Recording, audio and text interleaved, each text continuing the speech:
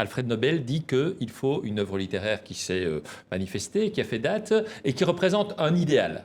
Je crois que Bob Dylan représente un idéal. Deuxième argument, Annie Ernaux, écrivaine française, assez critique sur ce Nobel, mais qui dit « je connais mal Bob Dylan, mais ce qui me gêne, dit-elle, c'est que pour moi est littéraire, je la cite, ce qui nous emmène au-delà, lorsque le temps, la mort et la vie sont inscrits au cœur même de l'écriture. » Alors je ne suis pas le connaisseur le plus fin de l'œuvre de Bob Dylan, mais je crois que dans l'œuvre de Bob Dylan, en tout cas, ces critères correspondent. J'aime beaucoup Bob Dylan comme chanteur, je suis un fan absolu, mais je pense que ce prix est une erreur, y compris par rapport à la pratique du comité Nobel lui-même.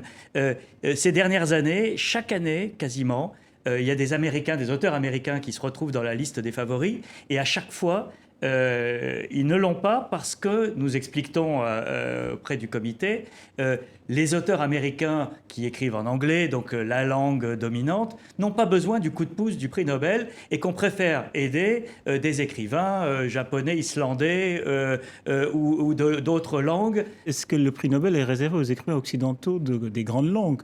C'est-à-dire qu'il faut voir le nombre de prix Nobel qu'il y a eu et le nombre d'Africains, par exemple.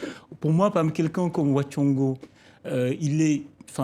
son œuvre littéraire est monumentale, c'est-à-dire à la fois en termes d'évolution de la langue, en termes de style, il réussit à décoloniser la langue anglaise. C'est totalement intéressant. Et en plus, il a une théorie de la littérature. Mais il y a des Africains qui ont quand même déjà eu prix Nobel.